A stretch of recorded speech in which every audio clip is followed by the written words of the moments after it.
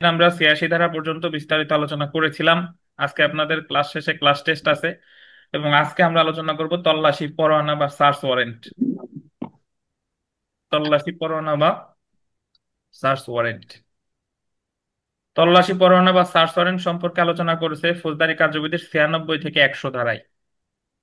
৯৬ থেকে ১০০ ধারা।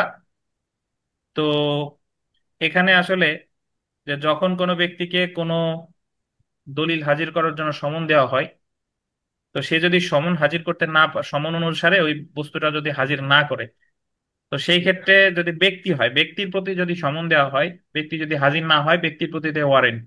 কিন্তু কোনো বস্তু যদি হাজির করার জন্য সমন দেওয়া হয় এবং সে যদি ওই বস্তুটি বা দলিলকে হাজির করতে না পারে, তাহলে এর পরের বার দেওয়া হলে সার্চ ওয়ারেন্ট। মানে তাহলে সেক্ষেত্রে তল্লাশি করে ওই বস্তুটা উদ্ধার করে নিয়ে যায়। তো সার্চ ওয়ারেন্ট যে শুধু সমনে অনুযায়ী দায়িত্ব পালনে ব্যর্থ হলেই যে সার্চ ওয়ারেন্ট দেয়, বিষয়টা তা না। সার্চ ওয়ারেন্ট তদন্ত অনুসন্ধান বা বিচারের সময় অন্যান্য যে কোনো কার্যধারায় ন্যায় বিচারের স্বার্থে আদালত সার্চ ওয়ারেন্ট ইস্যু করতে পারে। তো সার্চ ওয়ারেন্ট কথাটার অর্থ হলো তল্লাশি পরোয়ানা। দেখেন, ফৌজদারি কার্যবিধির ৯৬, ৯৮, ৯৯ ক এবং ১০০ ধারায় তল্লাশি পরোয়ানা জারি করা হয়।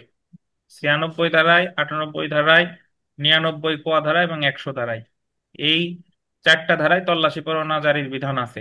তো প্রথমে আমরা একটু যদি পড়া শুরু করি, যে দলিল হাজিরের জন্য তল্লাশি পরোয়ানা, কোন দলিল বা কোনো বস্তু হাজিরের জন্য যে তল্লাশি পরোয়ানা, এটা আছে ৯৬ ধারায়, সেকশন ৯৬।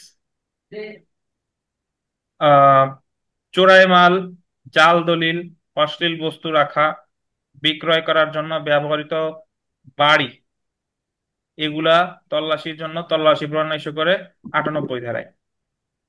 অর্থাৎ যদি দলিল হয় ৯৬, দলিল বা বস্তু হলে ৯৬, আর যে বস্তুটা তল্লাশি করা হবে সেটা যদি আপনার অবৈধ কোনো জিনিস হয়, চোরাই মাল হয়, জাল দলিল হয়, অশ্লীল কোনো বস্তু হয়, বা কোনো বাড়ি তল্লাশির জন্য যে তল্লাশি পরোয়ানা ইস্যু করবে সেটা হচ্ছে ৯৮ ধারায়।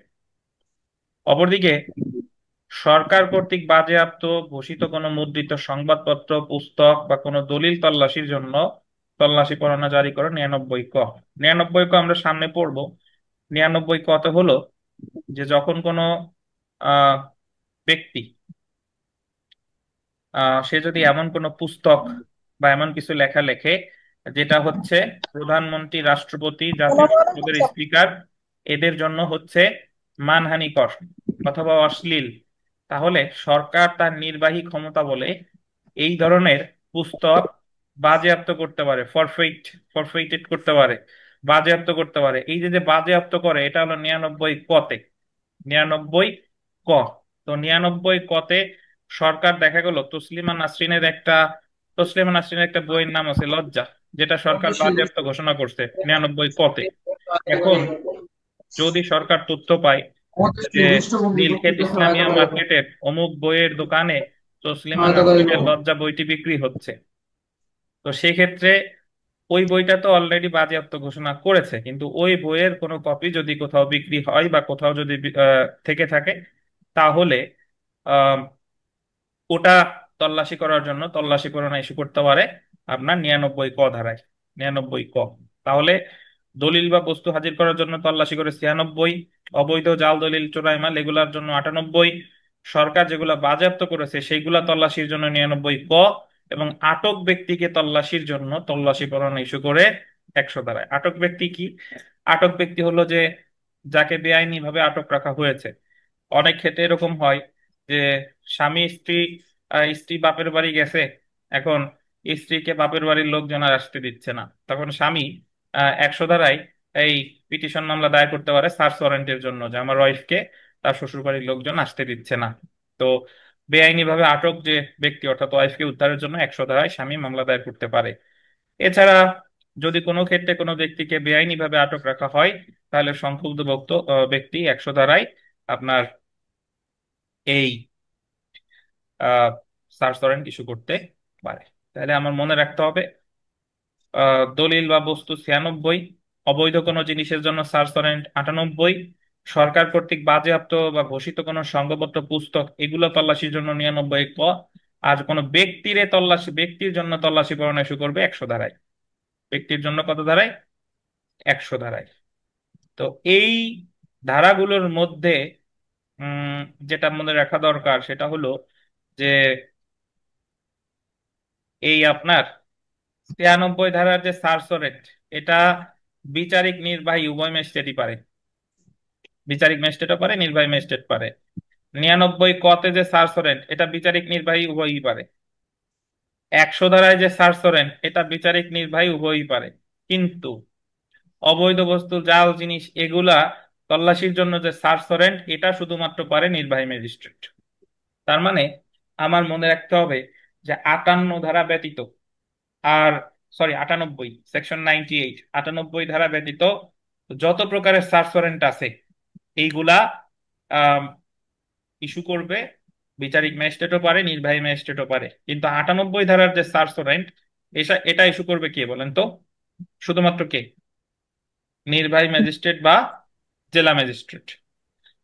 তো আমরা একটু বিস্তারিত পড়া শুরু করি। দেখেন যে ফৌজদারি কার্যবিধির 96 ধারায় কোনো জিনিস তল্লাশির জন্য, 100 ধারায় বেআইনিভাবে আটককৃত ব্যক্তিকে তল্লাশির জন্য তল্লাশি পরোয়ানা সম্পর্কে আলোচনা করা হয়েছে। তো প্রথমে আমরা চলে আসি যে দলিল হাজিরের জন্য তল্লাশি পরোয়ানা জারি, ধারা 96।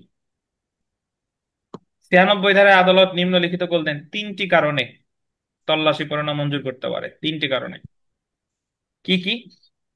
যখন সমন জারির মাধ্যমে কোনো ব্যক্তিকে সমনে উল্লেখিত কোনো দলিল বা বস্তু হাজির করতে বলা হয়, কিন্তু সে উক্ত দলিল বা হাজির বস্তু হাজির করবে না বা করে না। আচ্ছা বলেন তো, কোনো ব্যক্তিরে বস্তু হাজির করার জন্য সমন দেওয়া হয় কত ধারায় বলেন তো? কে পারেন? কতদিনের পড়া? কোনো বস্তু হাজিরের জন্য সমন দেওয়া হয় কত ধারায়? 94 থেকে 95, স্যার। 94 ধারায় দেয় কি? 94 ধারায় গৌরী কে সমন দেয়, আদালত নাকি পুলিশ কর্মকর্তা? আর ইয়া 94। আদালতও দিতে পারে, পুলিশ কর্মকর্তাও হ্যাঁ, দিতে পারে। দিতে পারে। তো এখানে একটা জিনিস খেয়াল করবেন, যারে একটা দলিল আপনারে ধরেন, গৌরী হালদারকে আদালত একটা দলিল হাজির করার জন্য বলছে, বাট আপনি দলিল হাজির করতে ব্যর্থ হয়েছেন, তাহলে সেক্ষেত্রে আপনার সার্চ ওয়ারেন্ট দিতে পারে। মানে এক্ষেত্রে আপনাদের হাজির করা লাগবে না, আদালতের নির্দেশে সংশ্লিষ্ট পুলিশ গিয়ে আপনার কাছ থেকে ওই দলিলটা উদ্ধার করে নিয়ে চলে আসবে। যখন কোনো যখন সমন জারির মাধ্যমে কোনো ব্যক্তিকে সমন উল্লেখিত কোনো দলিল বা বস্তু হাজির করতে বলা হয়, কিন্তু সে উক্ত দলিল বা বস্তু হাজির করবে না বা করে না। 2 নম্বরে দেখেন, যখন এরূপ দলিল বা বস্তু কোন ব্যক্তির দখলে আছে তা আদালতের জানা নেই। একটা মামলার বিচারে একটা দলিল প্রয়োজন। এখন ওই দলিলটা আহ কাকে, মানে ওই দলিলটা কার দখলে আছে, এটা আসলে ওই আদালতের কাছে এই বিষয়ে কোনো তথ্য নাই। তাহলে সেই ক্ষেত্রে আদালত ওই দলিলটা যার কাছেই থাকুক না কেন, ওই দলিলটা উদ্ধারের জন্য কি দিতে পারে বলেন? সার্চ ওয়ারেন্ট ইস্যু করতে পারে। এছাড়া ফৌজদারি কার্যবিধি অনুসারে, এটা আন্ডারলাইন করবেন, গোল দিবেন, কোন তদন্ত, বিচার বা অন্য কোনো কার্যক্রমের উদ্দেশ্য সাধন করতে এরূপ তল্লাশি প্রয়োজন হলে, অথবা যদি তদন্ত, বিচার বা অন্য কোনো ক্ষেত্রে যদি এরকম তল্লাশি প্রয়োজন হয়, সেক্ষেত্রেও তল্লাশি পরোয়ানা ইস্যু করতে পারে। তাহলে বলেন তো, 96 ধারায় তল্লাশি পরোয়ানা ইস্যু করতে পারে কয়টা ক্ষেত্রে? 3টা ক্ষেত্রে। 3টা ক্ষেত্রে।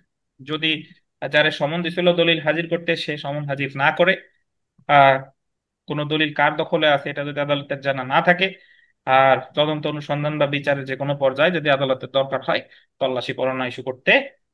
পারবে। তো এখন জেনে রাখা ভালো, তো যদি আমরা দেখি যে 96 এর 1 ধারায় আদালত দলিল দাখিলের জন্য তল্লাশি পরোয়ানা জারি করতে পারে। এবং 96 এর 2 ধারায় বলা হয়েছে যে জেলা ম্যাজিস্ট্রেট বা চিফ জুডিশিয়াল ম্যাজিস্ট্রেট বা চিফ মেট্রোপলিটন ম্যাজিস্ট্রেট ডাক ও তার কর্তৃপক্ষের পোস্টাল ও টেলিগ্রাফ অথরিটিজ হেফাজতে থাকা কোনো দলিল, পার্সেল বা অন্য কোনো বস্তুর তল্লাশির জন্য সার্চ ওয়ারেন্ট মঞ্জুর করতে পারে। তাহলে আমার মনে রাখতে হবে, জাস্ট এখানে একটা জিনিস মনে রাখেন, যে 96 ধারায় যে সার্চ ওয়ারেন্ট আছে, এটা কে কে পারে? জুডিশিয়াল ম্যাজিস্ট্রেটও পারে, অথবা নির্বাহী কি বলেন, ম্যাজিস্ট্রেট। এক্সিকিউটিভ ম্যাজিস্ট্রেটও হ্যাঁ। পারে। বলেন তো, এক্সিকিউটিভ ম্যাজিস্ট্রেটের সর্বোচ্চ পদ কোনটি? জেলা ম্যাজিস্ট্রেট। জেলা ম্যাজিস্ট্রেট। বললাম না এক্সিকিউটিভ কি? ম্যাজিস্ট্রেটের সর্বোচ্চ পদ জেলা ম্যাজিস্ট্রেট। ধন্যবাদ। তো এরপরে আমরা চলে আসি আম, চোরাই মাল, আন্ডারলাইন করবেন, চোরাই মাল, জাল দলিল ইত্যাদি তল্লাশির জন্য তল্লাশি পরোয়ানা ধারা 98। চোরাই মাল, জাল দলিল, অশ্লীল বস্তু রাখা বিক্রয় করার জন্য ব্যবহৃত বাড়ি, জাল সিল, জাল স্ট্যাম্প, মুদ্রা রাখা বিক্রয় প্রস্তুতির জন্য ব্যবহৃত স্থান ইত্যাদি তল্লাশির জন্য তল্লাশি পরোয়ানা জারি করতে পারে জেলা ম্যাজিস্ট্রেট বা সরকার কর্তৃক ক্ষমতাপ্রাপ্ত নির্বাহী ম্যাজিস্ট্রেট। অর্থাৎ 98 ধারা মানেই এই এখতিয়ারটা শুধুমাত্র নির্বাহী ম্যাজিস্ট্রেট বা জেলা ম্যাজিস্ট্রেটের জন্য প্রযোজ্য। 98 ধারায় বিচারিক ম্যাজিস্ট্রেটের কোনো জুরিসডিকশন বা এখতিয়ার নেই। এই ক্ষেত্রে জেলা ম্যাজিস্ট্রেট বা সরকার কর্তৃক বিশেষভাবে ক্ষমতাপ্রাপ্ত নির্বাহী ম্যাজিস্ট্রেট, এটা আন্ডারলাইন করবেন, কনস্টেবল পদমর্যাদার নিম্নে নয় এমন যে কোনো পুলিশ কর্মকর্তাকে ওয়ারেন্ট দ্বারা তল্লাশির ক্ষমতা দিতে পারে। তো এখানে এই জিনিসটা গোল্ডেন, কনস্টেবল পদমর্যাদার নিম্নে নয়।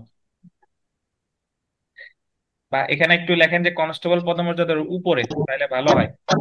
কনস্টেবল পদমর্যাদার উপরে লেখেন কথাটা। ভাই, বই আছে আপনাদের সামনে? জি স্যার। একটু লেখেন কনস্টেবল আছে। পদমর্যাদার উপরে।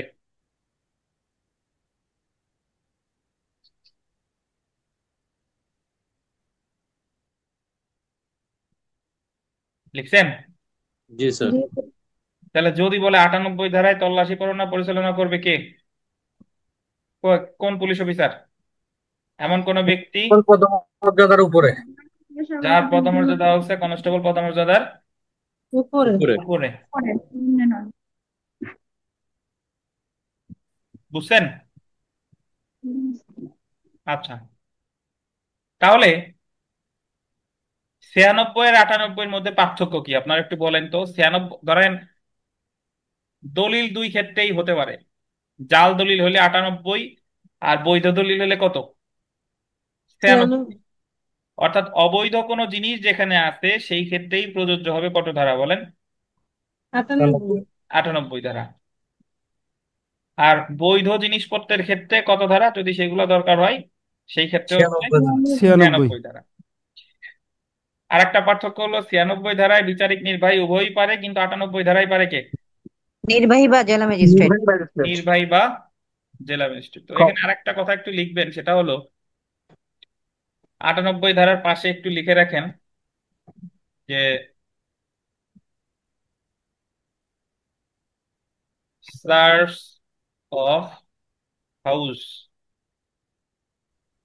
সার্চ অফ হাউস মানে কোনো জায়গা তল্লাশি বা বাড়ি তল্লাশি যদি বলে, তাহলে সেই ক্ষেত্রে কত ধারা বলেন? 98। এটা 98 ধারা। 98 ধারা। ওকে, তো আমরা 100 ধারায় চলে আসি। যে আটককৃত ব্যক্তি তল্লাশির জন্য, ব্যক্তি এতক্ষণ 96তেও বস্তু, 98তেও বস্তু, ব্যক্তির কথা বললেই সেটা চলে আসবে 100 ধারায়। 100 ধারায় বেআইনি ভাবে আটক ব্যক্তির তল্লাশির জন্য তল্লাশি পরোয়ানার আদেশ দিতে পারে। 100 ধারায় যে তল্লাশি পরোয়ানার যে আদেশটা দেয়, এটা মেট্রোপলিটন ম্যাজিস্ট্রেট দিতে পারে, প্রথম শ্রেণী ম্যাজিস্ট্রেট দিতে পারে, বা বিচার নির্বাহী ম্যাজিস্ট্রেট দিতে পারে। অর্থাৎ 100 ধারার যে তল্লাশি পরোয়ানাটা, এটা নির্বাহী ম্যাজিস্ট্রেটও পারে, এটা বিচারিক ম্যাজিস্ট্রেটও পারে। তো প্রতিকার যদি দেখেন, এখানে একটু লিখে রাখেন যে সার্চ ওয়ারেন্টের বিরুদ্ধে প্রতিকার হলো আপনার রিভিশন। তাতে সেটা 100 ধারায় হোক, 98 ধারায় হোক, বা 96 ধারা হোক, সার্চ ওয়ারেন্ট হইলেই প্রতিকার কি বলেন? রিভিশন। রিভিশন। সার্চ ওয়ারেন্ট হইলেই প্রতিকার রিভিশন। রিভিশন।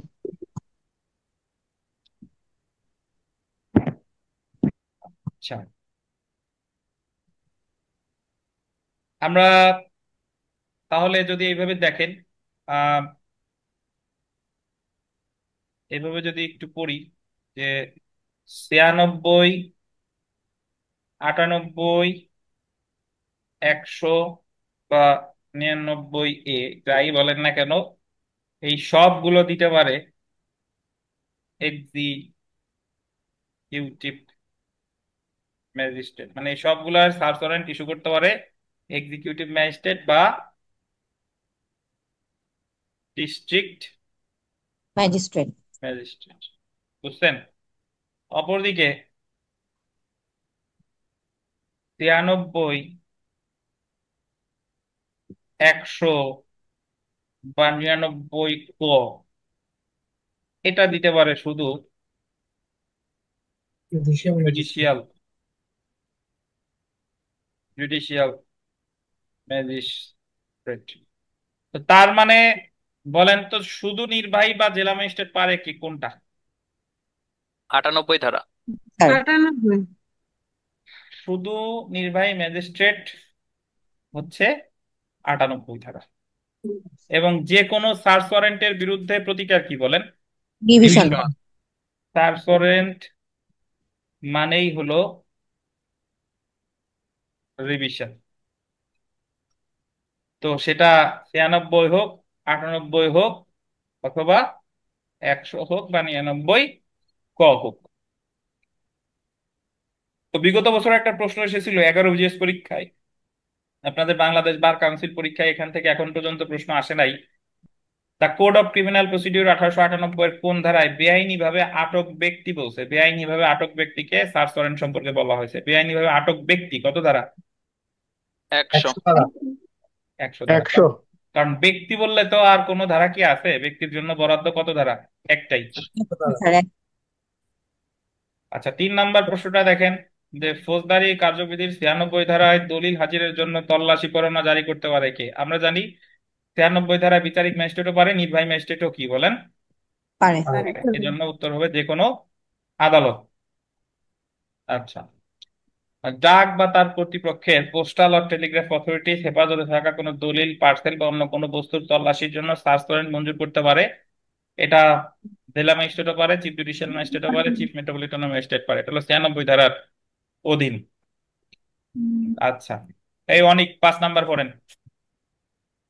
চোরাই মাল, জাল দলিল ও মুদ্রা, জাল সিল বা অশ্লীল বস্তু বিক্রয় ও প্রস্তুতির জন্য ব্যবহৃত স্থান তল্লাশির জন্য জেলা ম্যাজিস্ট্রেট তল্লাশি পরোয়ানা জারি করতে পারে ফৌজদারি কার্যবিধির কত ধারা অনুসারে?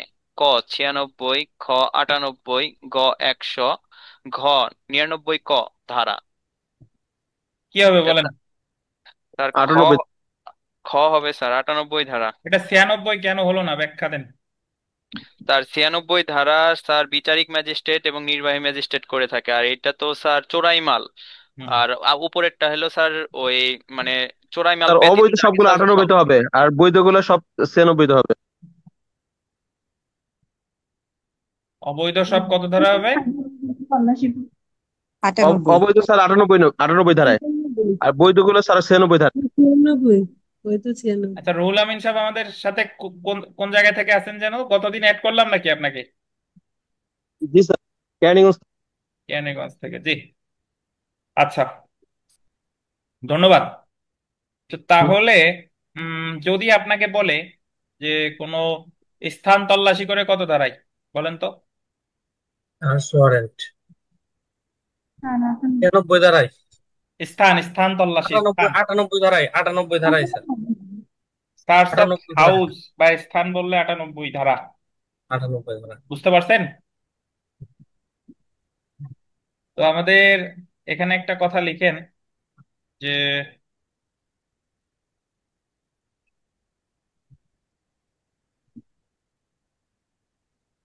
ধারা 103 দিয়ে লেখেন, ধারা 103 সমান জব্দ তালিকা জব্দ তালিকা বা সিজার লিস্ট।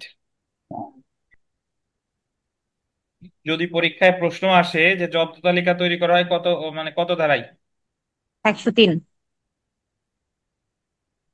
কত ধারায় বলেন? 103। 103 103 ধারায়। ধারা।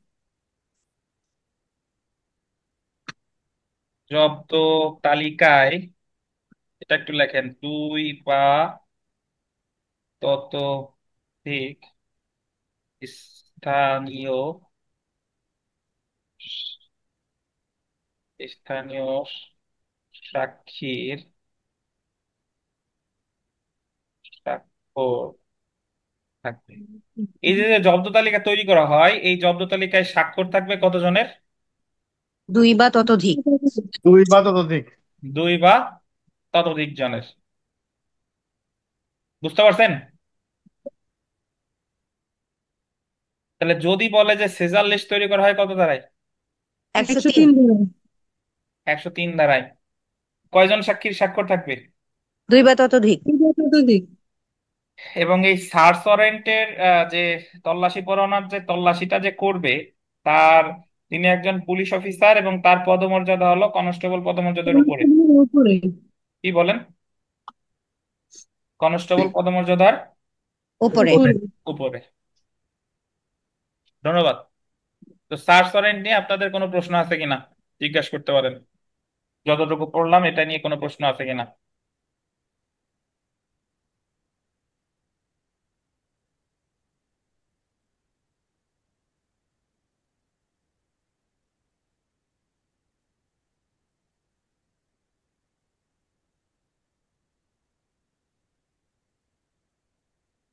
কারো প্রশ্ন আছে?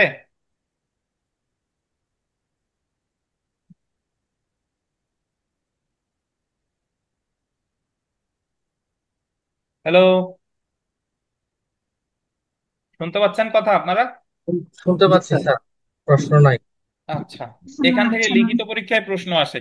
এখান থেকে লিখিত পরীক্ষায় প্রশ্ন আসে যে সার্চ ওয়ারেন্ট কি, আহ, তল্লাশি পরোয়ানা কি, বা সার্চ ওয়ারেন্ট কয়টি ক্ষেত্রে ইস্যু করা হয়, বিস্তারিত আলোচনা করুন। লিখিত পরীক্ষায় এই ধরনের প্রশ্ন হয়ে থাকে। তো বলেন তো যে সার্চ ওয়ারেন্ট যদি কারোর বিরুদ্ধে দেওয়া হয়, মানে দেওয়া হয় এই তল্লাশি পরোয়ানা, তাহলে সেই সংক্ষুব্ধ ব্যক্তির প্রতিকার কি বলেন? রিভিশন। রিভিশন। রিভিশন করা। রিভিশন। এখন অনেকের মনে কৌতূহল জাগতে পারে যে স্যার রিভিশন কি। রিভিশন এবং আপিল দুইটাই করতে হয় উচ্চ আদালত। উচ্চ আদালত মানে হলো যে আদালত সিদ্ধান্ত দিয়েছে ওই আদালতের যে, ওই আদালতের অভিভাবক যে।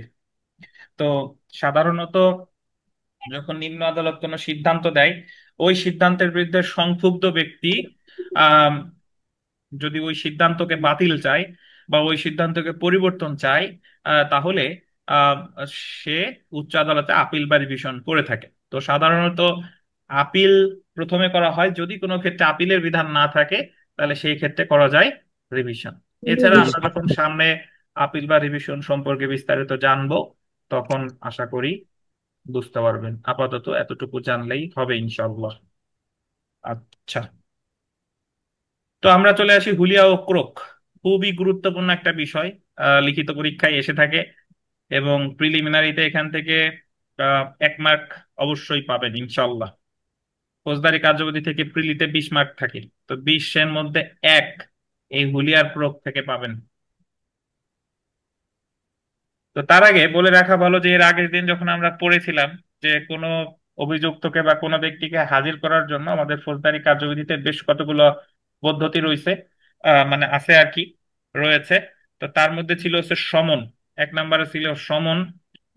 তারপরে আমরা পড়ছিলাম হুলিয়া ও ক্রোক। হুলিয়া ও ক্রোক। তারপরে আর একটা পদ্ধতি ছিল কি মনে আছে? ওয়ারেন্ট। ওয়ারেন্ট। তো আপনার সমন এবং ওয়ারেন্ট সম্পর্কে আমরা বিস্তারিত ধারণা, মানে বিস্তারিত পড়েছি। হুলিয়ার ক্রোক যেটা, এটা এখন জানা দরকার। হুলিয়াকে ইংরেজিতে বলে প্রোক্লেমেশন। প্রোক্লেমেশন। হুলিয়ার আরেকটা বাংলা আছে ঘোষণা। হুলিয়ার বাংলা কি? ঘোষণা, বা ইংরেজিতে বলে প্রোক্লেমেশন। ক্রোক, ক্রোক মানে হলো অ্যাটাচমেন্ট। তো হুলিয়া আসলে কি? হুলিয়া হলো যে যখন কোনো ব্যক্তির প্রতি ওয়ারেন্ট দেওয়া হয়, ওয়ারেন্ট ইস্যু করা হয়। তো ওয়ারেন্ট, তো ওয়ারেন্ট জারি করার অর্থ হলো ওই ব্যক্তিকে আদালতে গ্রেফতার করে নিয়ে আসা। কিন্তু কোনো কারণে যদি ওই ওই ব্যক্তিকে গ্রেফতার করা না যায়, বা সে নিজেও আত্মসমর্পণ করেনি, তাকে গ্রেফতার করাও যায়নি, তো সেই ক্ষেত্রে ওয়ারেন্ট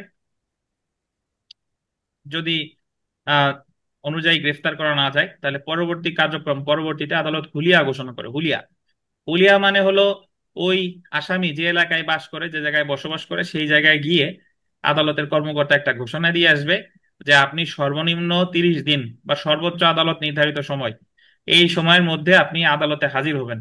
যদি হাজির না হন তাহলে আপনার সম্পত্তি ক্রোক করা হবে। তাহলে প্রথমে হলো ওয়ারেন্ট, ওয়ারেন্ট অনুসারে গ্রেফতার করা না গেলে হুলিয়া, হুলিয়ার সময়ের মধ্যেও যদি হাজির না হয় তাহলে তার সম্পত্তি ক্রোক করবে, তার স্থাবর বা অস্থাবর সম্পত্তি ক্রোক করবে। ক্রোক করা মানে হলো আদালতের হেফাজতে নিয়ে যাওয়া।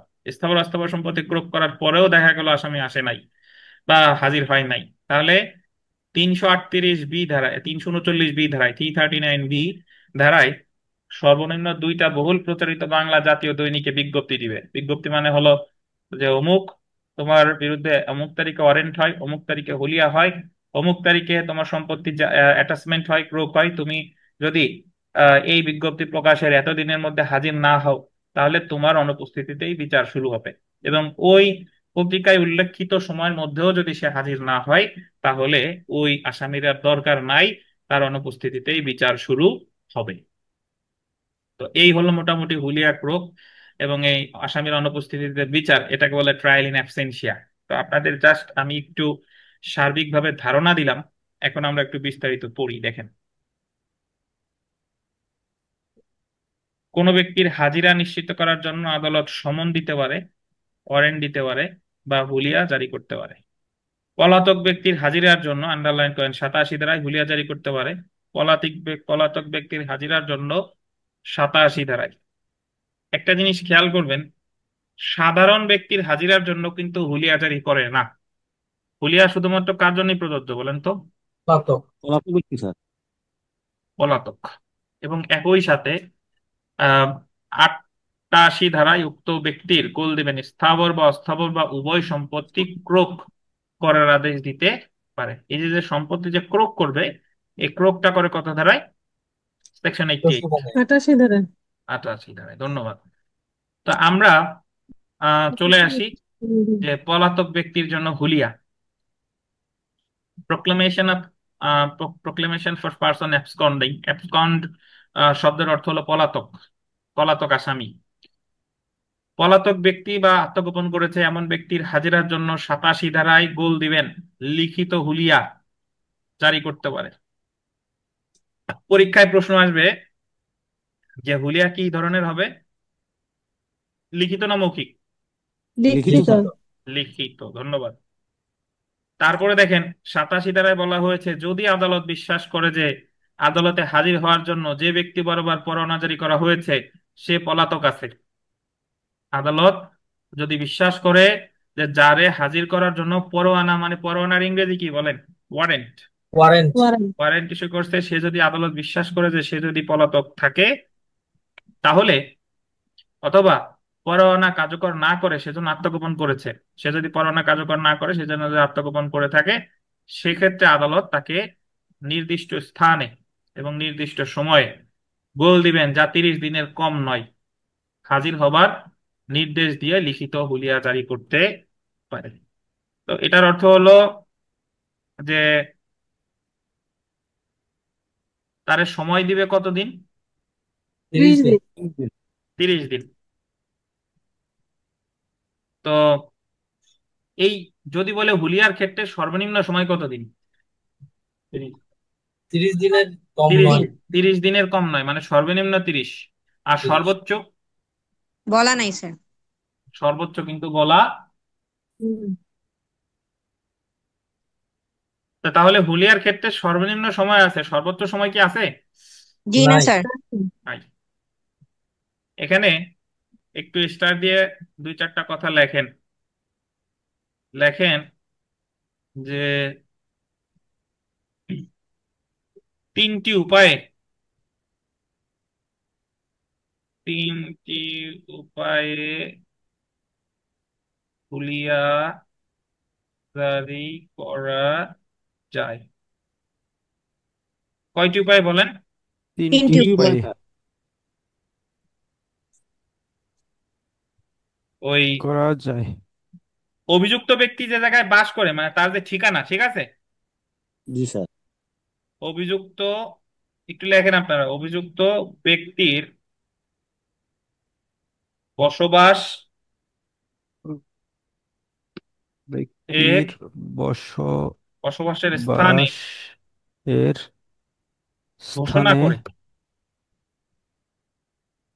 অভিযুক্ত ব্যক্তির বসবাসের স্থানে ঘোষণা ঘোষণা করে করে। মানে হলো যে ওই আসামি যারা গ্রেফতার করা যায় নাই তার বসবাসের স্থানে গিয়ে ঘোষণা দিবে যে অমুক ব্যক্তি, তার বিরুদ্ধে ওয়ারেন্ট ইস্যু করা হয়েছিল, সে ওয়ারেন্ট কার্যকর করা যায় নাই, সে পলাতক আছে, ঘোষণা দেওয়া হলো এতদিনের মধ্যে তাকে আদালতে হাজির হওয়ার নির্দেশ দেওয়া হলো। এটা হলো ঘোষণা। বুঝতে পারছেন? জি স্যার। অথবা 2 নাম্বার যেটা, সেটা হলো উক্ত ব্যক্তির গৃহের প্রকাশ্য স্থানে লটকিয়ে দিয়ে। এটা হলো ওই যে তো মুখ দিয়ে ঘোষণা দিছে, আর একটা হলো ওই ব্যক্তির গৃহের একটা প্রকাশ্য স্থান কোনটা বলেন তো? মানে দরজায় বা গেটে। যে জায়গায় প্রকাশ্য স্থান বলতে যে জায়গায় সবার চোখে পড়ে, সাধারণ ব্যক্তি ওই চোখে গৃহের পড়ে। প্রকাশ্য স্থানে যেটা মুখ দিয়ে ঘোষণা করছে তার একটা কপি লটকিয়ে দিয়ে মানে লাগাই দিয়ে আসবে ওই ব্যক্তির গৃহের প্রকাশ্য স্থানে। এবং 3 নাম্বার যেটা, সেটা হলো যে ওহার একটি কপি আদালতের প্রকাশ্য স্থানে লটকিয়ে দিয়ে। বুঝতে পারছেন? তো তাহলে জি স্যার। হুলিয়া জারি করা যায় কয়টি উপায়? 3টি উপায়ে। 3টি উপায়। 3টি উপায়। একটা হলো অভিযুক্ত ব্যক্তির মানে তার যে যেখানে বসবাস করে সেখানে ঘোষণা দিয়ে তার বসবাসের প্রকাশ্য স্থানে লটকিয়ে দিয়ে, আর একটা হলো আদালতের যে প্রকাশ প্রকাশ্য স্থান সেখানে লটকিয়ে দিয়ে। বুঝতে পারছেন? জি স্যার। আচ্ছা, তা আশা করি পারবেন। বলেন তো তাহলে হুলিয়া রিলেটেড আমরা কি কি জানলাম? যে হুলিয়া কি সমন ব্যর্থ হলে হুলিয়া জারি করে, নাকি পরোয়ানা ব্যর্থ হলে হুলিয়া জারি করে? পরোয়ানা ব্যর্থ হলে হুলিয়া জারি করে। হুলিয়া কি মৌখিক না লিখিত? লিখিত। লিখিত। লিখিত। লিখিত। হুলিয়ায় সর্বনিম্ন সময় কতদিন? 30 দিন। 30 দিন। 30 দিন। সর্বোচ্চ কতদিন? বলা নেই। বলা নাই। সর্বোচ্চ বলা নেই। আদালতের হুলিয়া এখতিয়ার স্যার। কয়টি উপায়ে? 3টি উপায়ে। 3টি উপায়ে। 3টি উপায় কি কি বলেন? অভিযুক্ত অভিযুক্ত ব্যক্তির বসবাসের স্থানে ঘোষণা করে ঘোষণা, উক- 2 উক্ত ব্যক্তির আর গৃহে গৃহে লটকিয়ে দিয়ে কপি আদালতের আদালতের সামনে লটকিয়ে দিয়ে। বুঝতে পারছেন? জি জি স্যার। স্যার। আচ্ছা, এখন আমরা চলে আসি যে পলাতক ব্যক্তির সম্পত্তি ক্রোক করা, attachment of property of person absconding. যিনি পলাতক আছেন সেই পলাতক ব্যক্তির সম্পত্তি ক্রোক করা, মানে হুলিয়া অনুসারে যদি সে আর হাজির না হয়, তাহলে তাহলে পরবর্তী যে সম্পত্তি করো। ধাপ সেটা হলো কি করা সম্পত্তি বলেন? করো। তার সম্পত্তি সম্পত্তি করো। ক্রোক সম্পত্তি করা। ক্রোক করা। দেখেন, 87 ধারায় হুলিয়া জারি করেছে এমন আদালত যে কোনো সময়, এটা বললেন, যে কোনো সময় উক্ত পলাতক ব্যক্তির অস্থাবর বা স্থাবর সম্পত্তি উভয় ক্রোকের আদেশ দিতে পারে। এই কথাটা একটু গুরুত্বপূর্ণ, একটু মনে রাখবেন। সেটা হলো যে হুলিয়ার যে একটা নির্দিষ্ট সময় দিছে না, যে এত সময়ের মধ্যে হাজির হতে হবে, দিছে না? জি জি স্যার। স্যার। তাহলে ওই সময়ের মধ্যে হাজির না হলেও ক্রোক করতে পারে, আবার যখন হুলিয়ার নির্দেশ দিল সেই সাথে সাথেও ক্রোক করতে পারে। বুঝাইতে পারি না বোধহয়? মানে হুলিয়ার আদেশের সাথে সাথে 87 ধারার সাথে সাথেই 88 ধারার আদেশ দিতে পারে। বুঝছেন? অথবা বুঝতে পারছি। 87 ধারায় যে উল্লেখিত সময় আছে এটা শেষেও ক্রোকের আদেশ দিতে পারে। পারে। আচ্ছা, সুতরাং অভিযুক্তকে গ্রেফতারের জন্য ওয়ারেন্ট জারি করা হয়েছে এবং অভিযুক্ত পলাতক বা আত্মগোপনে রয়েছে, শুধুমাত্র সেই ক্ষেত্রে আদালত উক্ত ব্যক্তির হাজিরার জন্য 87 ধারায় লিখিত হুলিয়া জারি করবে। হুলিয়াটা অবশ্যই রিটেন হবে, ওরাল হবে না। এবং আদালত মনে করলে উক্ত লিখিত হুলিয়া, এই যে আন্ডারলাইন করেন, উক্ত লিখিত হুলিয়া জারির সময়, লিখিত হুলিয়া জারির সময় মানে কি? মানে যখন হুলিয়া জারি করা হলো ওই সময় উক্ত পলাতক ব্যক্তির সম্পত্তি ক্রোকের আদেশ দিতে পারে। তাহলে হুলিয়ার আদেশ দিচ্ছে 87 ধারায়, সম্পত্তি ক্রোক করতেছে কত ধারায়? 88। 88 ধারায়। এখন বেশ কতগুলো বিষয় আছে জেনে রাখা ভালোতে, অনেকগুলো গুরুত্বপূর্ণ তথ্য আছে। এই তথ্যগুলো আমাদের একটু মনে রাখতে হবে। হুলিয়া জারি করে হাজির হওয়ার জন্য সর্বনিম্ন 30 দিনের সময় দিবে, এটা আমরা অলরেডি জানি। পলাতক ব্যক্তির আন্ডারলাইন করবেন, স্থাবর অস্থাবর বা উভয় সম্পত্তি ক্রোকের আদেশ দিতে পারে। যদি পরীক্ষায় প্রশ্ন আসে যে কোন ধরনের সম্পত্তি ক্রোকের আদেশ দিতে পারে, বলেন? স্থাবর অস্থাবর সম্পত্তি। স্থাবর বা অস্থাবর বা উভয়। উভয়। সরকারের রাজস্ব প্রদানকারী স্থাবর সম্পত্তি ক্রোকের আদেশ প্রদান করা হলে উক্ত সম্পত্তি ক্রোক করতে হবে সম্পত্তি যে জেলায় অবস্থিত উক্ত জেলার কালেক্টরের মারফত। রাজস্ব প্রদানকারী ভূমি হলো যে ভূমির জন্য খাজনা দেওয়া হয়, খাজনা রাজস্ব।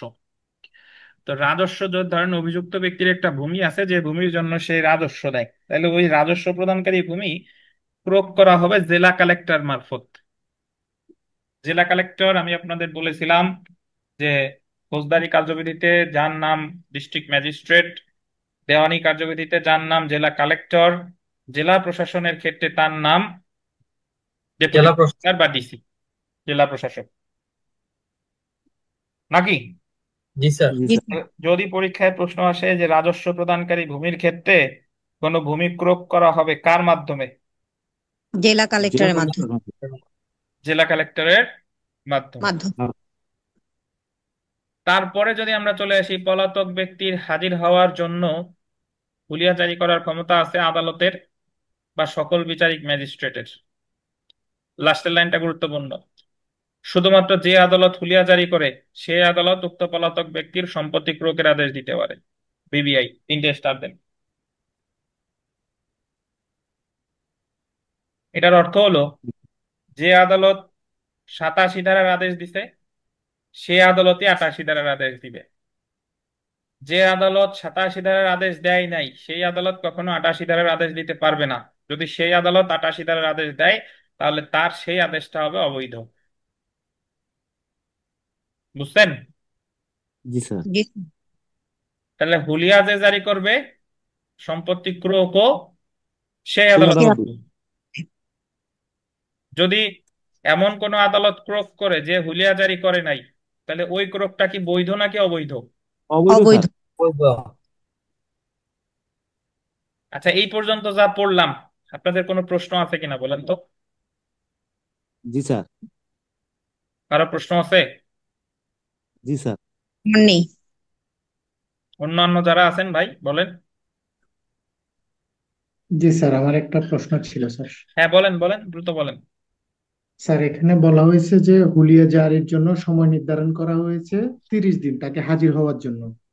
আবার পরবর্তী ইয়াতে বলছে যে ধারায় বলছে যে আপনার ওই ব্যক্তির সম্পত্তি হুলিয়া জারির সাথে সাথে ক্রোক করতে পারে। তাহলে 30 দিন দেওয়ার কার যুক্তিকতা কি থাকে স্যার? ওই আদেশটা কি ভায়োলেট হলো না স্যার?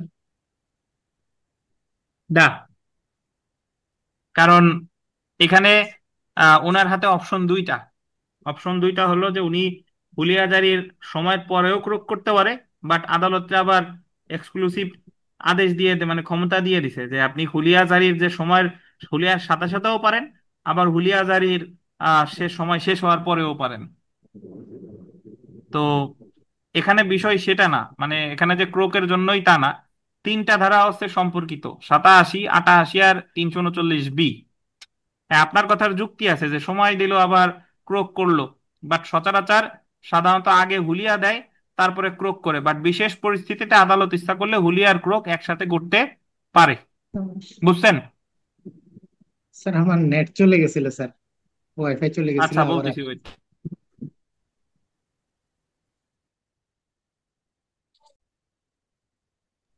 হ্যালো জি স্যার, শুনতেছি স্যার। হ্যালো হাবিব সাহেব, জি আপনারা স্যার, শুনতে পাচ্ছেন তো না? স্যার শোনা যাচ্ছে স্যার। স্যার শুনতে পাচ্ছি স্যার। আচ্ছা, যে কথা বলতেছিলাম, হাবিব সাহেব প্রশ্ন করছে যে হুলিয়ায় নির্ধারিত সময় থাকতে তাইলে আবার সময় হুলিয়ার সাথে সাথে কেন ক্রোকের বিধান রাখা হলো। আচ্ছা, তো এখানে আদালতের হাতে আসলে অপশন দুইটা। এক হলো যদি আদালত এরূপ আদেশ দেয় যে আপনি 30 দিনের মধ্যে হাজির হবেন, হুলিয়ায় নির্ধারিত সময়ের মধ্যে হাজির না হলে সম্পত্তি ক্রোক করা হবে।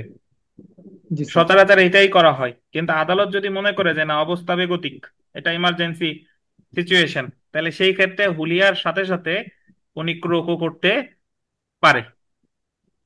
এটা আচ্ছা, এখন এটা অবস্থানের উপর নির্ভর করে স্যার। জি জি জি, এখন এই হুলিয়া ক্রোক এই ধারাগুলো অ্যাকচুয়ালি 339 এর একটা অংশ, মানে 87, 88 ধারার সাথে একটা সম্পৃক্ততা আছে। Section 339B। কিভাবে আমরা একটু ধৈর্য ধরি, আস্তে আস্তে জানতে পারবো। দেখেন, অবশ্য জি স্যার। প্রথমেই আমি আপনাদের ওই বিষয় নিয়ে একটু আলোচনা করেছিলাম। যাই হোক, আপাতত আমরা এতটুকু পরিষ্কার হলাম যে যে আদালত হুলিয়া জারি করবে সে আদালতই সম্পত্তি ক্রোক করবে। প্রয়োগ করতে পারবে। আচ্ছা, এখন দেখেন যে সম্পত্তি ক্রোকের আদেশের তারিখ হতে 6 মাসের মধ্যে যে ব্যক্তির বিরুদ্ধে হুলিয়া জারি করা হয়েছে সে ব্যতীত অন্য কোনো ব্যক্তি ক্রোক আদালতে আপত্তি দাখিল করতে পারে যে উক্ত সম্পত্তিতে তার স্বার্থ আছে এবং এটা ক্রোকযোগ্য না। এটা খুবই গুরুত্বপূর্ণ একটা কথা। এই কথাটার অর্থ হলো যে ধরেন আহ আসামির নাম সগির। এখন সগির আদালতে হাজির হয় না, সগিরের প্রতি হুলিয়া জারি করলো, আসে নাই। সগিরের সম্পত্তি ক্রোক করলো, ক্রোক করার পরে সে আসে নাই, বা আসুক বা না আসুক সেটা পরের কথা। সগিরের সম্পত্তি ক্রোক করছে, ক্রোক করার পরে এখন করিম এসে বলতেছে, ইওর অনার, যার সম্পত্তি ক্রোক করছে সগির হলো মামলার আসামি। সগিরের সম্পত্তি তো ক্রোক করছেই, সাথে সাথে আমি তো এই মামলার কেউ না, আমার সম্পত্তিও ক্রোক করছে। আদালত বলল, কি বলো, কেমনে ক্রোক করছে? বললো যে আমার একটা মোটর সাইকেল সগির চালাইতো, তো সেই মোটর সাইকেলটা ওই সগির যেহেতু চালাইতো, সরকারের যে লোকজন তারা ভেবেছে যে এই মোটর সাইকেলটা প্রকৃতপক্ষে সগিরের, কিন্তু এই মোটর সাইকেলের মালিক তো আমি। সগির আমার বন্ধু, আমার মোটর সাইকেল চালাইতো, কিন্তু সগিরের মোটর সাইকেল ভাবে আইন শৃঙ্খলা বাহিনী এই সম্পত্তি ক্রোক করে ফেলেছে। তো এই ক্ষেত্রে প্রতিকার আসলে কি? তৃতীয় ব্যক্তি এসে আবেদন করছে। তো তৃতীয় ব্যক্তি এসে এই যে যে সে তার যে সম্পত্তি ক্রোক করছে, তৃতীয় ব্যক্তির আবেদনের সময় হলো 6 মাস। কতদিন বলেন? 6 মাস। 6 মাস 6 মাস। তাহলে তৃতীয় কোনো ব্যক্তির সম্পত্তি যদি ক্রোক করা হয় তাহলে তাকে আবেদনটা করতে হবে 6 মাসের 6 মাস। মধ্যে। মধ্যে। আচ্ছা, এখন এই কথাটা বলা হয়েছে 88 ধারা কত, 6 ক, 88 ধারার 6 ক। 6 আচ্ছা, এখন দেখেন 88 6 ক ধারায় স্বার্থ সংশ্লিষ্ট লিখিত আপত্তি না মঞ্জুর হলে, যদি এই আপত্তিটা না মঞ্জুর হয়, মানে এই তৃতীয় ব্যক্তি যে করিম এসে যে আবেদন করলো যে আমার মোটর সাইকেল ক্রোক করছে, আমি তো এই মামলার কেউ না, তার আবেদনটা নামঞ্জুর করছে, নামঞ্জুর। নামঞ্জুরের আদেশের তারিখ হতে 1 বছরের মধ্যে উক্ত সম্পত্তি তার সত্ত্ব প্রতিষ্ঠা করার জন্য মকদ্দমা দায়ের করতে পারে। নামঞ্জুর আদেশের কতদিনের মধ্যে? 1 বছরের মধ্যে। 1 বছরের মধ্যে সত্ত্ব প্রতিষ্ঠার মামলা দায়ের করতে পারে। মানে সত্ত্ব প্রতিষ্ঠার মামলা হলো দেওয়ানি মামলা। তাহলে এখানে আমার ভাই যে জিনিস দুইটা মনে রাখতে হবে, সেই জিনিস দুইটা হলো যে হুলিয়ার আবেদন করতে, মানে হুলিয়ার যদি হুলিয়া ঘোষণা করছে, হুলিয়া করছে, হুলিয়া জারি করছে, ক্রোক করছে, ক্রোকে যদি তৃতীয় ব্যক্তির সম্পত্তি ক্রোক করা হয় তাহলে তৃতীয় ব্যক্তিকে আবেদন করতে হবে কত মাসের মধ্যে? 6 মাসের মধ্যে। 6 মাস। এবং ওনার এই আবেদনটা উনি কোথায় করবেন বলেন তো? কোথায় করবেন? যে আদালতে মামলা, যে মানে যে আদালত ক্রোক করছে সে প্রয়োগ আদালতে, করার নির্দেশ দিয়েছে। যে ক্রোক করছে সে সে আদালতে। আচ্ছা, 6 মাসের মধ্যে উনি তো আবেদন করলেন, এখন ওনার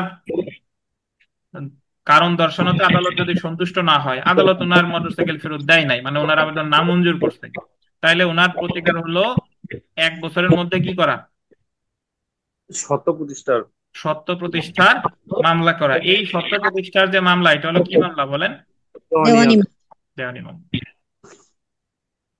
এই বিষয়টা কি বুঝতে পারছেন? জি স্যার। আচ্ছা,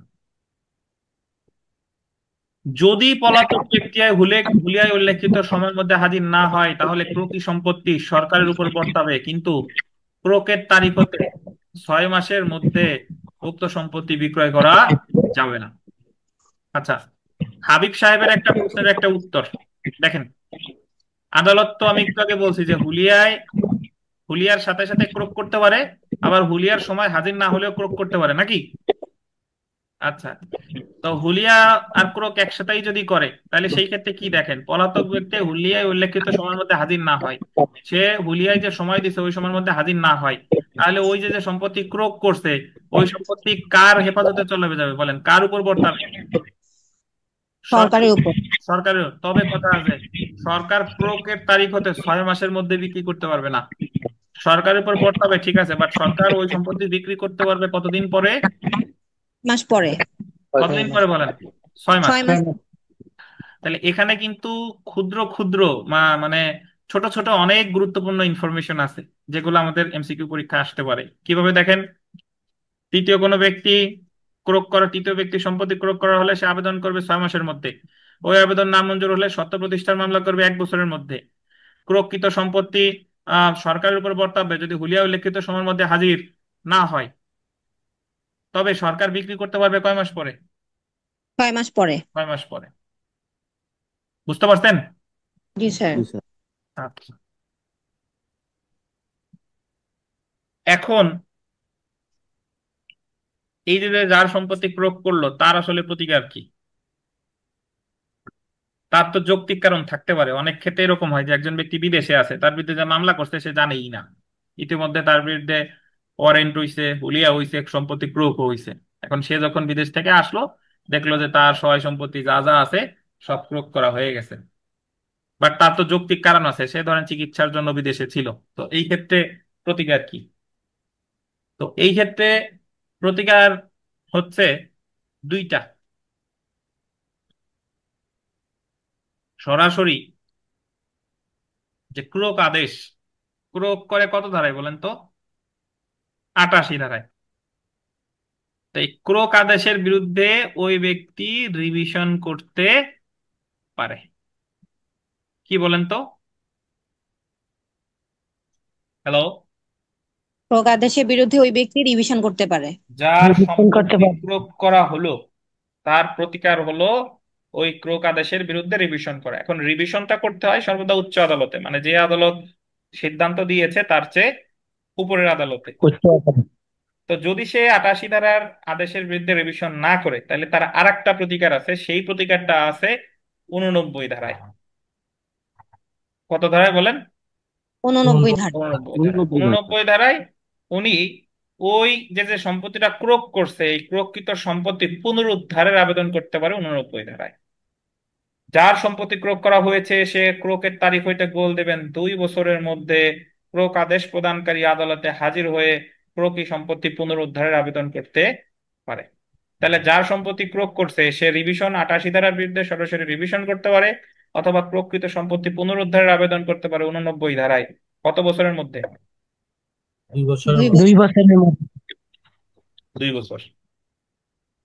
যদি উক্ত ব্যক্তি প্রমাণ করতে পারে যে সে পলাতক ছিল না, সে যদি আদালতে সন্তুষ্ট করে যে ইওর অনার আমি পলাতক ছিলাম না, আমি চেন্নাইতে চিকিৎসাধীন ছিলাম, আমি সিঙ্গাপুরের মাউন্ট এলিজাবেথ হসপিটালে চিকিৎসাধীন ছিলাম, বা পড়ানোর জন্য সে আত্মগোপন করেনি, বা সে নির্ধারিত সময়ে হুলিয়া পায়নি, আদালত তার প্রকৃত সম্পত্তি পুনরুদ্ধার আবেদন মঞ্জুর করতে পারে। যদি আদালতে সে সন্তুষ্ট করতে পারে যে সে আসলে পলাতক ছিল না, সে মানে হুলিয়ার বিজ্ঞপ্তি বা ওয়ারেন্ট কিছুই পায় নাই, তাহলে তার সম্পত্তি প্রকৃত সম্পত্তি তাকে আদালত কি দিতে পারে? ফিরিয়ে দিতে পারে। হতে পারে। আর যদি তার ব্যাখ্যায় আদালত সন্তুষ্ট না হয়, যদি তার আবেদনটা নামঞ্জুর করে, তাহলে তার প্রতিকার হলো ওই নামঞ্জুরকৃত আদেশের বিরুদ্ধে আপিল করা। তো এখানে দুইটা জিনিস লেখেন, আমি ব্যাখ্যা দিই, আগে দুইটা জিনিস লিখবেন। সেটা হলো যে 89 ধারার আবেদন না মঞ্জুর সমান সমান আপিল। 405 ধারায় পড়বে হলো অভিযুক্ত। অর্থাৎ 89 ধারার যে আবেদনটা, এই আবেদনটা কি বাদী করে না আসামি করে? কে করে বলেন তো? কে করে? আসামি। আপিল করে। 89 ধারার আবেদনটা করে আসামি। তো তার আবেদনটা যদি নামঞ্জুর করে তাহলে সংক্ষুব্ধ কে? আসামি। আসামি নিজেই। আসামি। আসামি। তাহলে আসামি সংক্ষুব্ধ হলে এই ক্ষেত্রে আসামির প্রতিকার ওই নামঞ্জুরকৃত আদেশের বিরুদ্ধে আপিল। কত ধারায়? 89। 405 ধারায়। ফৌজদারি কার্যবিধির কত ধারায়? 405 ধারা।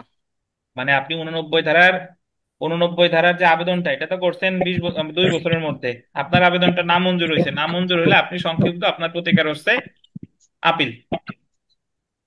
বুঝছেন? জি স্যার। অপরদিকে যদি 89 লিখেন, যদি 89 ধারার আবেদন মঞ্জুর হয়, 89 ধারার আবেদন মঞ্জুর হয় মানে মানে হলো যে আসামি যা চাইছে আসামির প্রকৃত সম্পত্তি আসামির ফেরত দিয়ে দিছে, তাই না? মঞ্জুর হওয়া মানে তো আসামির প্রকৃত সম্পত্তি ফেরত দিয়ে দিছে না? জি স্যার। জি স্যার। ফেরত দিয়ে দিছে। তাহলে এই জায়গা তো আসামি সংক্ষুব্ধ না, আসামি যা চাইছে পাইছে। তাহলে এই জায়গার সংক্ষুব্ধ কে? বাদী।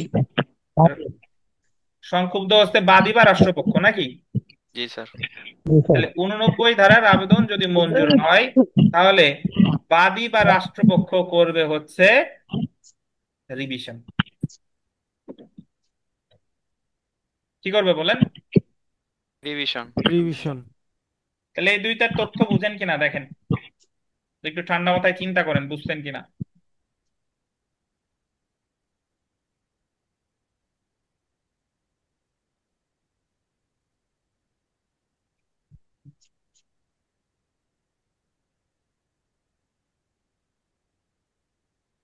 হ্যালো জি জি স্যার।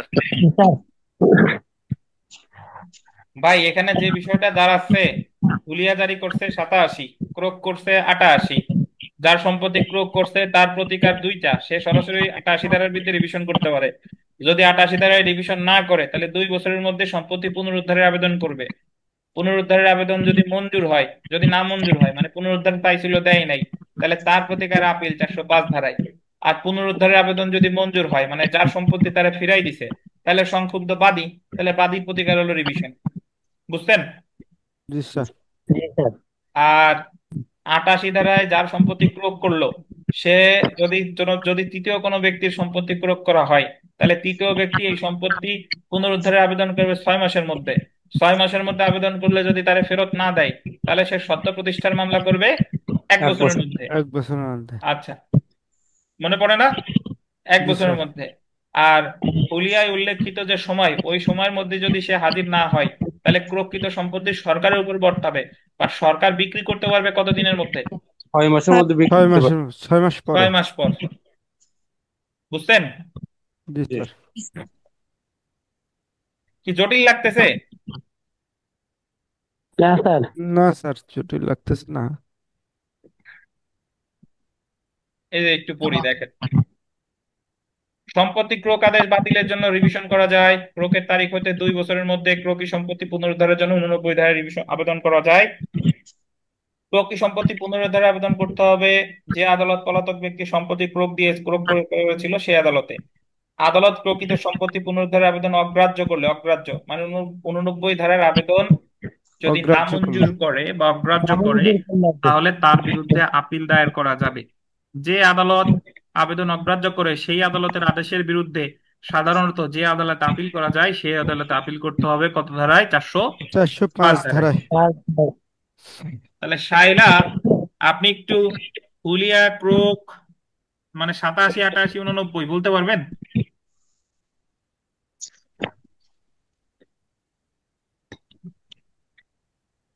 স্যার চেষ্টা করছি স্যার। চেষ্টা করেন, দেখা যাক কি হয়, আল্লাহ ভরসা। জি স্যার।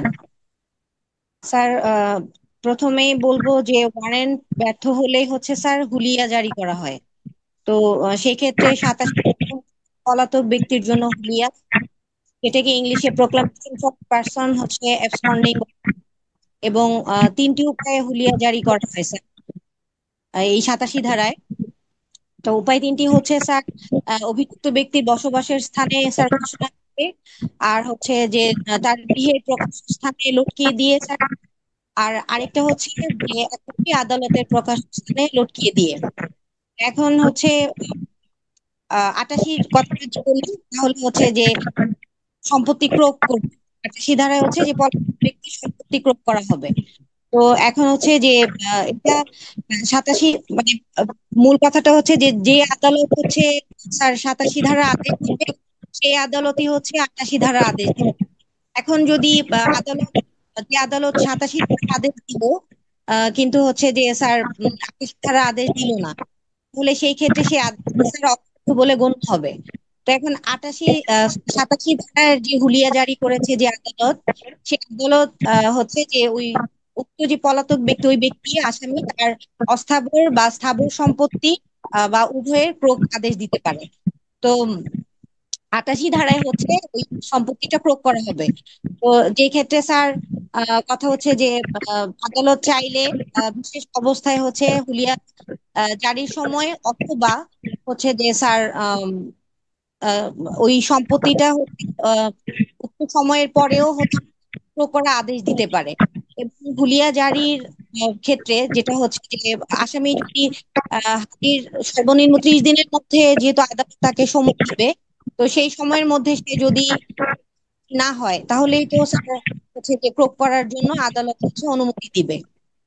তো সেই সেক্ষেত্রে স্যার হচ্ছে যে আহ, সরকারকে হচ্ছে আমরা এটা করেছিলাম যে রাজস্ব প্রদানকারী যে স্থাবর সম্পত্তি ক্রয়ের আদেশ প্রদান করা হবে সেক্ষেত্রে উক্ত সম্পত্তি ক্রয় করবে যে সম্পত্তিটা যে জেলায় অবস্থিত স্যার, উক্ত জেলার কালেক্টরের মাধ্যমে স্যার।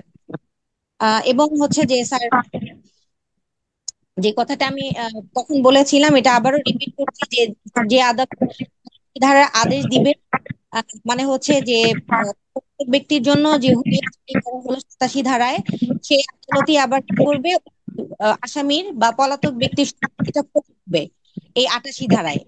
88 ধারার আদেশ দিবে। এখন যদি একটু যে আদালত শুধু 87 ধারারই আদেশ দিল, সেই ধারার আদেশটা দিল না, তখন সেই আদেশটা অবৈধ হবে স্যার। এখন হচ্ছে আমরা এটা একটু বিস্তারিত বলতে চাচ্ছি, সেটা হচ্ছে যে সম্পত্তি ক্রয়ের যে আদেশের তারিখটা, হ্যাঁ, তো সেইটা হচ্ছে যে স্যার 6 মাসের মধ্যে যে ব্যক্তির বিরুদ্ধে হুলিয়াটা জারি করা হয়েছে সে ব্যতীত যদি তৃতীয় কোনো ব্যক্তি হচ্ছে আদালতে আপত্তি করে যে সম্পত্তিটা আসলে যার প্রয়োগ করার সম্পত্তিটা প্রয়োগ করার কথা ছিল তার হয়ে আমার সম্পত্তি প্রয়োগ হয়েছে, মানে তারও এখানে সংশ্লিষ্ট আছে উক্ত সম্পত্তিতে, তাহলে সেক্ষেত্রে আদালতকে সে যদি স্যাটিসফ্যাক্টরি মানে হচ্ছে সন্তোষজনক ব্যাখ্যা বা বর্ণনা দিতে পারে, তাহলে সেক্ষেত্রে 88 ধারায় সেই তৃতীয় ব্যক্তির এই সম্পত্তি প্রয়োগযোগ্য নাও হতে পারে স্যার। এবং আরেকটি কথা এখানে বলতে হচ্ছে সেটা হচ্ছে স্যার 88 ধারায় যদি হুলিয়া জারির পরে, হ্যাঁ, মানে হচ্ছে যে পলাতক ব্যক্তি তার যদি স্থাবর বা অস্থাবর সম্পত্তি ক্রয় করা হলো, এখন তৃতীয় ব্যক্তি তার স্বার্থ সংশ্লিষ্ট সমস্যার কারণে আবেদন করবে যে যেহেতু তার সম্পত্তি ক্রয় করা হয়ে যাচ্ছে, সেই ক্ষেত্রে তাকে অবশ্যই আবেদন করতে হবে আদালতের নিকট 6 মাসের মধ্যে। সেই ক্ষেত্রে আবেদন যদি মঞ্জুর হয় তাহলে সেক্ষেত্রে সেই তৃতীয় ব্যক্তি 1 বছরের মধ্যে মামলা করবে স্যার। এক- কিসের জন্য মামলা করবে, যে উক্ত সম্পত্তিতে তার সত্ত্ব আছে, সত্ত্ব প্রতিষ্ঠার জন্য তাকে মামলা করতে হবে এই 88 ধারায়, এবং নামঞ্জুর আদেশের তারিখ থেকে 1 বছরের মধ্যে। তার মানে তাকে দেওয়ানি মামলা দায়ের করতে হবে স্যার। এখন যদি 89 ধারার কথা বলি, এখানে একটা ইম্পর্টেন্ট কথা রয়ে গেছে, সেটা হচ্ছে যে যদি উক্ত পলাতক ব্যক্তি হুলিয়ার উল্লিখিত সময় সেই সময়ের মধ্যে সে যদি হাজির না হয় তাহলে তার প্রতি সম্পত্তি সরকারের উপর থাকবে, কিন্তু সরকার হচ্ছে ওই প্রত্যেক তারিখ থেকে 6 মাসের মধ্যে ওই সম্পত্তি বিক্রি করতে পারবে না। এটা হচ্ছে 88 ধারায় বলা হয়েছে। সরকার অবশ্যই বিক্রি করতে পারবে, কিন্তু 6 মাসের পরে স্যার। তো এখন হচ্ছে 89 ধারার কথা যদি বলি, যার সম্পত্তি ক্রোক হয়েছে তার সম্পত্তি ক্রোক মুক্তির জন্য 2 বছরের মধ্যে আবেদন করতে হবে। তো মূলত এই আবেদনটা আসামি করবে, এবং যেহেতু আসামি হচ্ছে এখানে সংক্ষুব্ধ, আর এই আবেদন স্যার অগ্রাহ্য হলে সে আপিল করতে পারবে। তো আপিল করতে হবে তাকে ফৌজদারি কার্যবিধির 405 ধারায়। তো এইটাই মনে হয় স্যার। Thank you sir. জি ধন্যবাদ। সাহেলা, আপনাকে ধন্যবাদ, আপনি ভালো বলেছেন। তো আমরা যতটুকু পড়েছি, আপনাদের কোনো প্রশ্ন থাকলে করতে পারেন। আর আমরা বিগত বছরের প্রশ্নে চলে যাচ্ছি। দেখেন, আহ, এখান থেকে আহ 2020 সালে একটা প্রশ্ন এসেছিল যে পলাতক আসামির প্রকৃত সম্পত্তিতে অন্য কোনো ব্যক্তি ক্রোকের কতদিনের মধ্যে তার নিঃস্বার্থ দাবি করতে পারে, মানে থার্ড পার্টি যিনি, তার সম্পত্তি যদি ক্রোক হয় তাহলে সে দাবি করতে পারবে কতদিন বলেন তো? 6 মাস। 6 মাসের 6 মাস। আর 6 মাসের মধ্যেও যদি সেটা নামঞ্জুর করে তাহলে তার প্রতিকার হলো সত্য প্রতিষ্ঠার মামলা করা, নাকি? জি জি। স্যার। জি, এখানে স্ক্রিনে একটা লেখা আছে, এটা একটু সবাই স্ক্রিনে লিখে ফেলেন, যে 88 এবং 146 ধারায় সম্পত্তি ক্রোক প্লাস রিসিভার নিয়োগ, একটু লেখেন। মানে আমাদের ফৌজদারি কার্যবিধির সেকশন 88 এন্ড সেকশন 146 এ আদালত সম্পত্তি অ্যাটাচ করতে পারে এবং রিসিভার নিয়োগ করতে পারে, এই দুইটা ধারাই পারে।